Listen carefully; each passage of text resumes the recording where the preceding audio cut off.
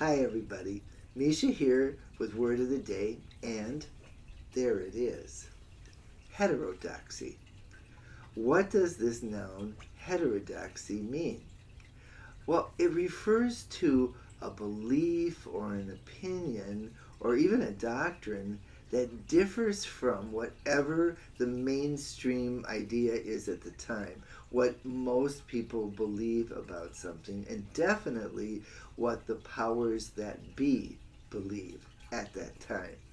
It used to be something that referred primarily to religion, but today not so much. It can be religion, it can be politics, it can be science, it can be academia. And so if somebody holds an opinion that differs from that mainstream opinion, that person is a heterodox, or you can use it as an adjective and say that person's beliefs are heterodox. Okay, now where does it come from? It comes from Greek heterodoxa, meaning a different opinion, and it moves through Latin to Middle French and crashes into English in 1614. Where else in a sermon? This particular sermon was given by William Crashaw, in which he went after the Catholic Church for corruption. In particular, he nailed the Jesuits for heterodoxy. And just an aside here, if you want to attack the Jesuits for free thinking, get in line. Okay, now, more about heterodoxy. It was really dangerous to be accused of this. And not just during the Inquisition or the Reformation when this particular sermon was written. Well into the 17th century, the Enlightenment period, being accused of heterodoxy could get you killed. And humanist philosophers like Spinoza and Voltaire were not always safe.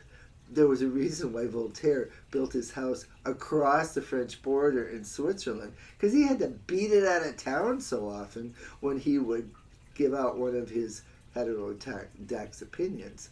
Okay, now, how can we use this word today? Oh, it's very, very easy, and it's not uncommon either.